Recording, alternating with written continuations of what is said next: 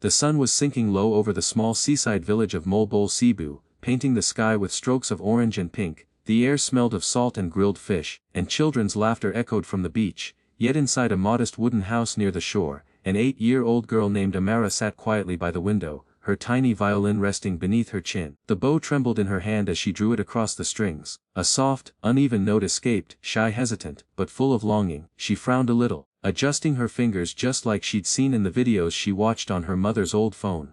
Her family couldn't afford music lessons, they couldn't even afford a new violin. The one she held had belonged to her Lolo Elias, her grandfather, who had been in a coma since before she was even born. Sometimes, when the sea breeze blew just right, her mother would tell her stories about him. How he once played for festivals, weddings, and even in the town plaza where everyone would dance to his music. Your Lolo was a magician with the violin, her mother would whisper. He could make people laugh or cry with just one song. But Amara had never heard that music herself. For as long as she could remember, her grandfather had been asleep, still and silent in a small hospital room, surrounded by machines that beeped like distant metronomes. Amara looked at his violin now, its wood darkened with age, its strings slightly frayed. It wasn't perfect, but it was all she had, and somehow every time she played, she felt closer to him. Outside, waves crashed gently against the rocks. Like applause from the ocean, she closed her eyes and began again, this time playing a lullaby she had taught herself, slow, tender, and a little off-key. The melody floated through the open window, carried by the breeze to the nearby street where neighbors paused to listen.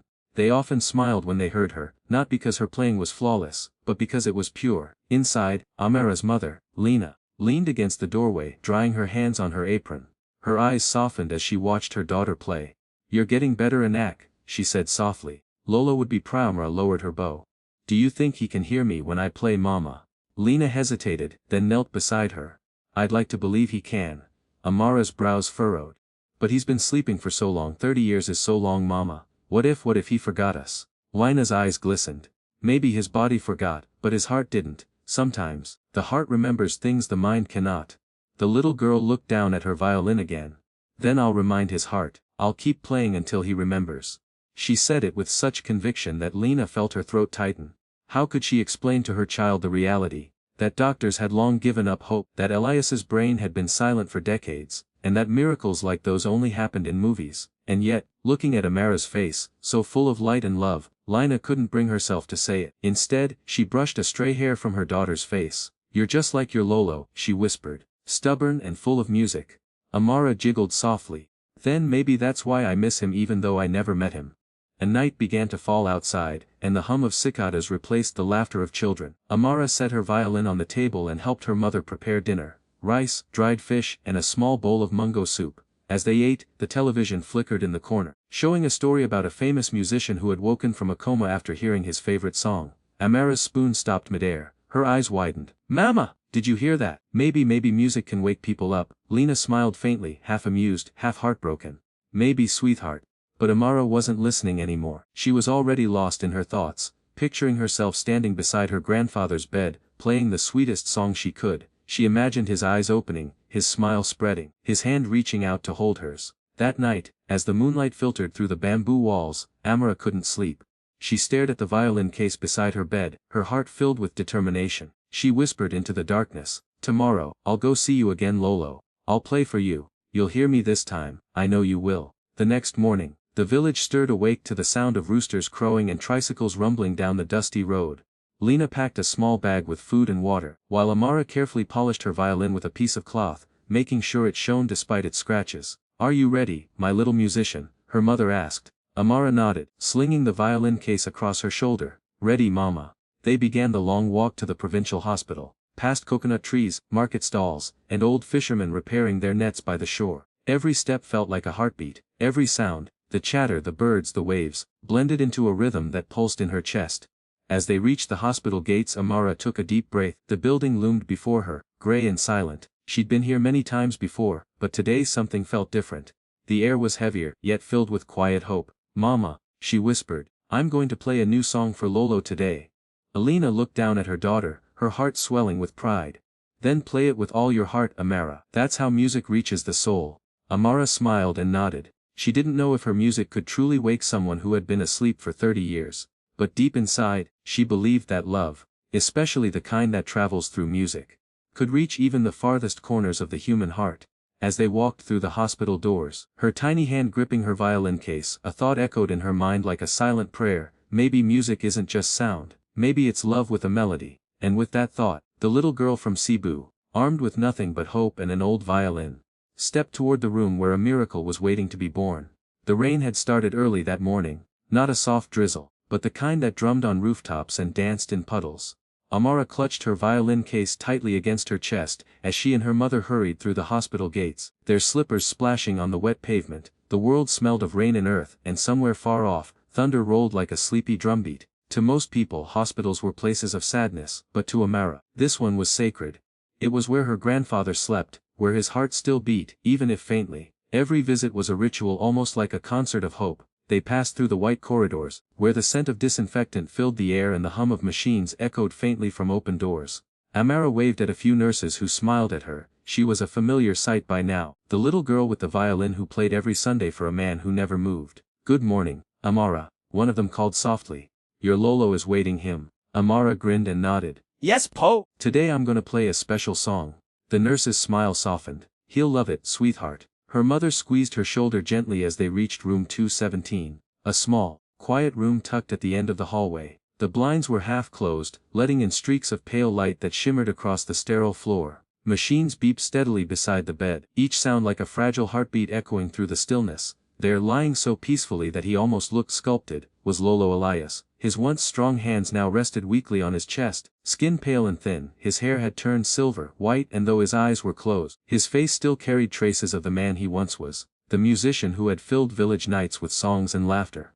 Amara stepped closer, her small fingers brushing against his. They were cool but not lifeless. "Hi Lolo," she whispered, her voice trembling a little. "It's me again, you're a Po." Her mother placed a chair beside the bed and gently set down the bag she carried. "Go ahead and act," she said softly. "Play for him." Amara opened her violin case, revealing the instrument that had become her treasure. She wiped it carefully, as if preparing it for something sacred. The bow quivered slightly in her small hands, from both excitement and nervousness. For a moment, she just stood there, staring at her grandfather's face. She wondered what he was dreaming about, whether he could hear her voice all those times she had spoken to him. Maybe he was lost somewhere far away, wandering through music that never ended. She took a deep breath and whispered, "This song is for you, Lolo. Please wake up soon." Then she lifted the violin to her chin and began to play. The first notes of "Amazing Grace" floated gently through the room, soft, trembling, and full of soul. The melody wove through the steady rhythm of the heart monitor, turning the sterile space into something living, something beautiful. Outside, the rain tapped against the window like quiet applause. Nurses slowed their steps as they passed the door, drawn by the fragile sweetness of the music. Amara played with her eyes closed, pouring every ounce of love she had into each note. Her bow moved like a whisper, her fingers dancing awkwardly but sincerely over the strings. She wasn't perfect. Sometimes the note cracked or quivered, but it didn't matter. What mattered was the emotion behind it, the love she carried for a man she had never heard speak. Her mother stood by the window, tears streaming silently down her cheeks. She remembered when she was little, when her father, Elias, used to play the same song every night to lull her to sleep. "Amazing Grace." His favorite, the one he said reminded him that even broken people could be healed by love. And now, his granddaughter, the little girl he never got to hold, was playing it for him. The melody filled every corner of the room, blending with the rain and the gentle hum of the machines. For a brief moment, it didn't feel like a hospital anymore. It felt like home, like the small house by the sea, where music and laughter once lived. Amara finished the last note and let it fade naturally, like a breath releasing into silence. Her hands were trembling. She lowered the violin and looked at her grandfather, searching his face for any sign, any twitch, any flutter of an eyelid. Nothing. Her shoulders sagged slightly, disappointment clouding her eyes. She turned to her mother. "Maybe he didn't hear me, Mama." Lena knelt beside her and wiped away the tear that had escaped down Amara's cheek. "Oh, Anak, he heard you. I know he did, but he didn't move." "Sometimes," her mother said softly, "music takes a while to find its way to the heart." Amara looked down, silent for a moment, then whispered, "Then I'll play again." Her mother's lips quivered with a smile. "Okay, but only one more song. The rain's getting stronger, we'll need to go soon." Amara nodded and lifted her violin once more. She chose a melody she had made up herself, one she called Lolo's Dream. It was simple, just a few notes that rose and fell like ocean waves, but it carried something deep, the innocence of a child's heart reaching out across time. She began to play, and with every note, the world outside seemed to fade, the rain softened, the hum of machines dimmed, It was as though the universe itself was listening. Inside her grandfather's silent mind, something stirred, faint, fragile, like a candle flickering in darkness. But Amara didn't know that yet. She just kept playing, eyes closed, lost in the sound. When she finished, she smiled faintly and kissed her grandfather's hand. "That's all for today, Lolo. I love you. I'll come back next week, okay?" Her mother helped her pack the violin. They turned to leave, but Amara paused by the door, glancing back one last time. The rain outside had slowed to a whisper. Light filtered gently through the window, falling across her grandfather's face like a quiet blessing. "Sleep well, Lolo," she whispered. "I'll bring you more songs." As the door closed softly behind them, the steady rhythm of the heart monitor continued.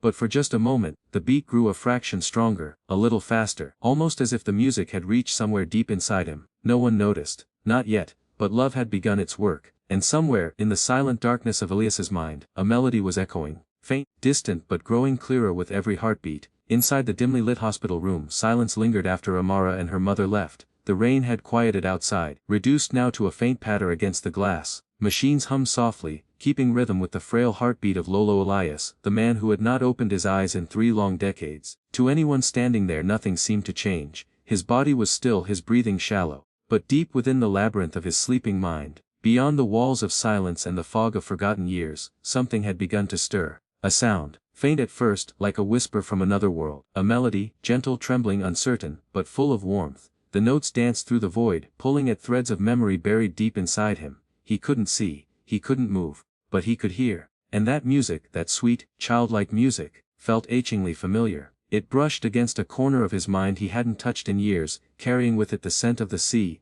the laughter of children, and the feel of sun on his face. Then, as if someone had turned on a light, he remembered. He was young again, standing by the shore with his violin. The waves rolled gently behind him, and a little girl, his daughter, Lena, clapped her tiny hands as he played. Her giggles echoed like wind chimes in the breeze.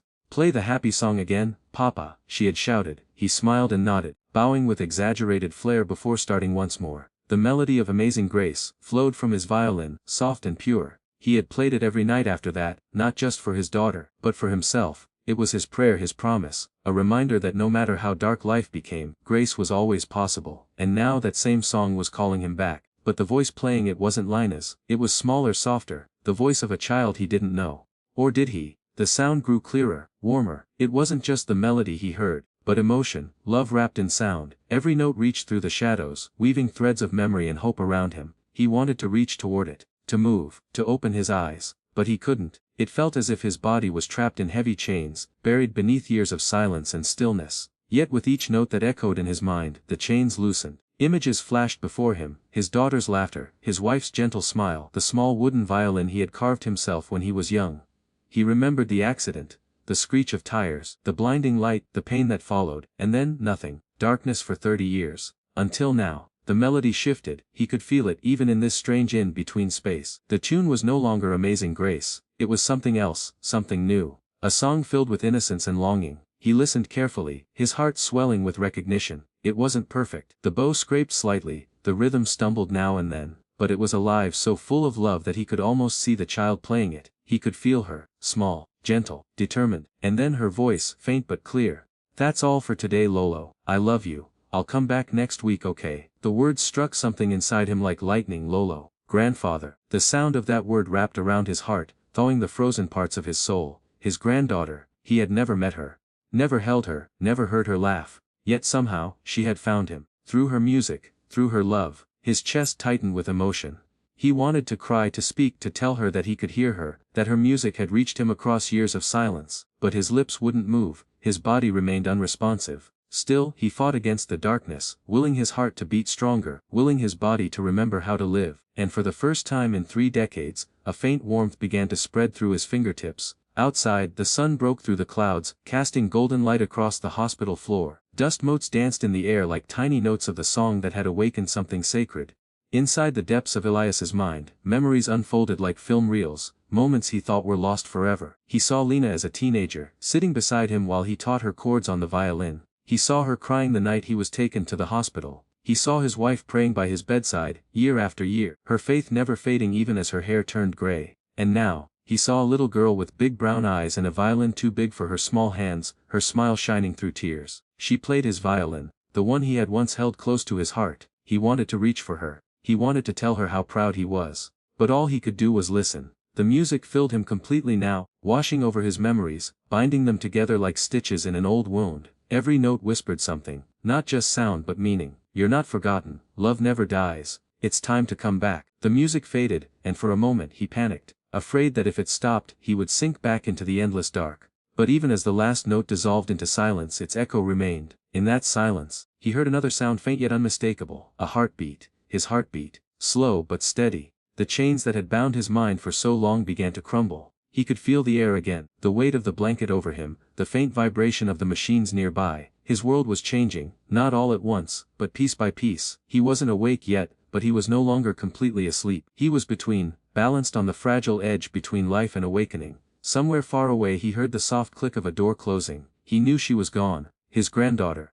The one who had played for him. He wanted her to come back, he wanted to hear her song again. Inside his mind he whispered, though his lips did not move, the words that had once been his prayer. Amazing grace, how sweet the sound. His voice trembled inside the silence. For the first time in years he felt something wet trail down the side of his face. A tear, one single tear escaping from a man lost in sleep, a sign that life was stirring once more. And in that tiny, miraculous tear lay 30 years of silence breaking. The world outside carried on. Nurses walked past, unaware of what was happening. The heart monitor beeped softly, its rhythm growing just a little stronger. But in that still room, love had cracked open a door between worlds. The music had done what medicine could not, and deep inside, Lolo Elias waited, ready to follow the sound of that violin back into the light. The following Sunday arrived with a sky washed clean by rain.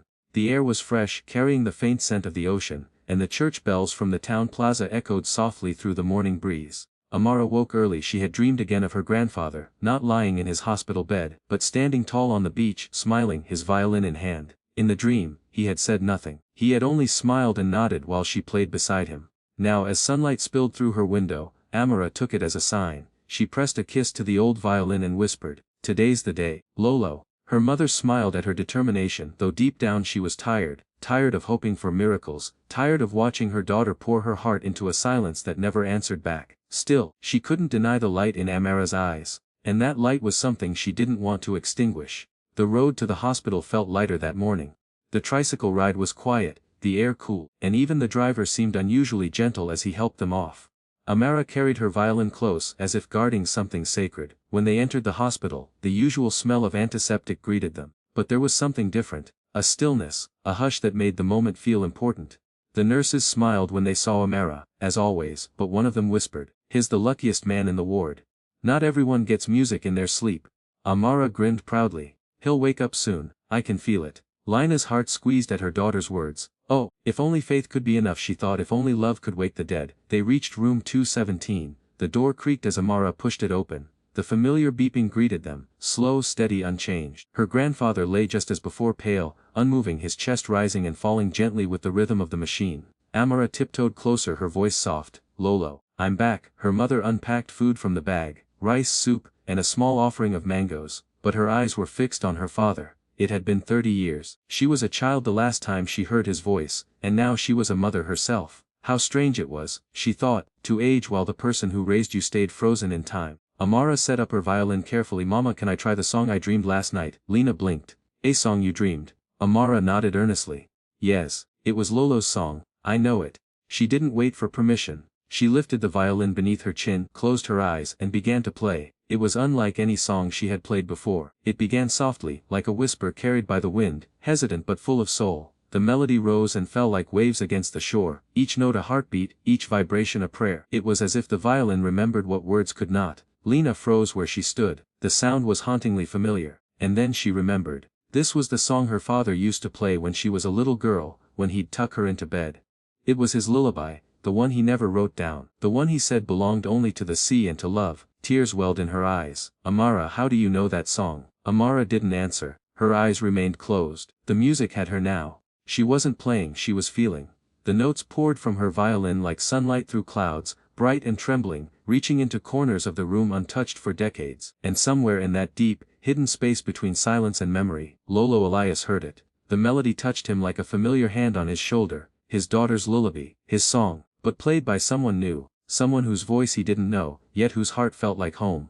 A surge of light filled his darkness. He could feel warmth in his chest, a pulse in his fingers. And then, something incredible happened. The faintest flicker crossed his eyelids. At first, it was so small that no one noticed. But as the music swelled, the movement returned. A twitch of the lips, a flutter of the fingers resting on the blanket. The heart monitor beeped faster. Lena froze. Amara, wait. Amara stopped playing, lowering her bow. Mama, what's wrong? But her mother's eyes were wide with disbelief. Hey, he moved. What? Lina leaned closer, trembling. Papa, Papa, can you hear me? The old man's fingers twitched again, his chest rose sharply. A low groan escaped his throat, faint, raspy, but unmistakably alive. Amara gasped, dropping her bow. Lulo. The room exploded into motion. The door burst open as a nurse rushed in, followed by another. Machines beeped wildly as they checked his vitals. Lina's hands shook as she held her father's arm. Sir, Mr. Ramirez, can you hear us? The nurses asked, her voice both steady and trembling. Elias's lips parted, his eyes fluttered open, glazed, unfocused, and then slowly, painfully, they turned toward the sound of a small sob. Amara stood frozen by the bedside, tears streaming down her face. For a moment, he simply stared at her, blinking as if unsure whether what he saw was real. Then, with the effort of a lifetime, his lips curved into the faintest, most fragile smile. His voice was barely a whisper. Music. Amara ran to him, grabbing his hand with both of hers. Lolo. It's me. I played for you. His fingers trembled, curling weakly around her tiny hand. You play it. Yes, she cried, tears falling freely. I played your song. You heard me. Lena was sobbing now, her hands over her mouth. She leaned over her father, pressing her forehead to his. Papa, oh, Papa. He turned his head slightly, looking at her. Recognition flickered across his tired face. Lina, my little Lena. She let out a broken laugh. I'm not little anymore, Papa. I have a daughter. Her name is Amara. She's your granddaughter. His eyes drifted back to the child. He studied her face, his expression softening. You have my violin. Amara nodded through her tears. Yes, Lolo. I played it every week for you. His lips trembled again. And I heard you, he whispered. In the dark, I followed the sound home. The nurse standing by the monitors quietly wiped her eyes. Everyone in the room, even the doctor who came rushing in, had fallen silent, overcome by the miracle they were witnessing. A man asleep for 30 years, awakened by the sound of his granddaughter's love. The hospital corridors filled with murmurs as news spread. People peeked in, stunned, whispering prayers and wiping tears. Amara laid her violin gently on the bed and leaned forward to hug her grandfather. He was weak, his breathing uneven, but he lifted one trembling arm and wrapped it around her shoulders. In that embrace, fragile, trembling, full of grace, 3 generations met across the gulf of time. Lena placed her hand over her father's. You came back to us, Papa. He smiled faintly. She brought me back, he said, his voice rough but certain. Her music, it woke my heart. The rain had stopped completely now. Sunlight streamed through the hospital window, warm and golden, falling across their faces, and for the first time in 30 years, laughter returned to room 217, gentle, tearful laughter that mingled with the sound of hope.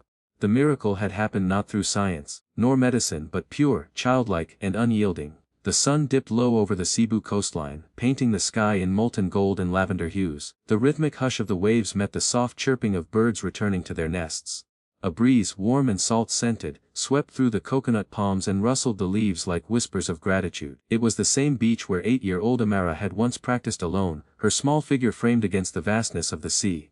But today she wasn't alone. Sitting beside her was Lolo Elias, awake, alive and smiling. His frail hands rested on his knees, veins visible beneath paper-thin skin, yet his eyes, those deep brown eyes that had slept through 30 years of silence, now shimmered with life. The doctors called it a medical anomaly, a miracle they couldn't explain, but to Amara and her mother, no explanation was needed. It was love that brought him back. It was music that opened his eyes. Amara's violin gleamed in the setting sun as she lifted it to her chin. Ready, Lolo? She asked softly, her voice carrying both excitement and care. He nodded, though his movements were slow. His hands trembled slightly as he lifted the old violin that had been lying untouched in a hospital locker for decades. His violin now polished and restrung by Amara's mother. Ready as I'll ever be, he murmured, his voice raspy but warm.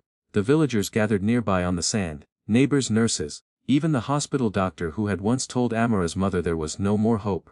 They all came to see the miracle with their own eyes. Some brought candles, others carried flowers. Everyone stood silently as the little girl and her grandfather began to play. The first notes floated into the air, tentative, fragile, almost like a whisper. Amara's bow glided across the strings, her melody pure and clear. Elias followed his rhythm, uneven at first, but then steadying as his fingers remembered their purpose. The 2 violins spoke to each other, one young and bright, the other old and weathered. It wasn't just music, it was conversation. It was reunion. It was 30 years of silence breaking apart into sound. Amara's eyes flicked up to her grandfather's face. He was smiling, a small, trembling smile that carried decades of emotion. Tears streamed down his cheeks, yet he didn't stop playing. His bow shook, but his heart didn't falter. As they played Amazing Grace, the same song that had awakened him from his coma, the villagers began to cry quietly. The melody rose and fell like the waves behind them.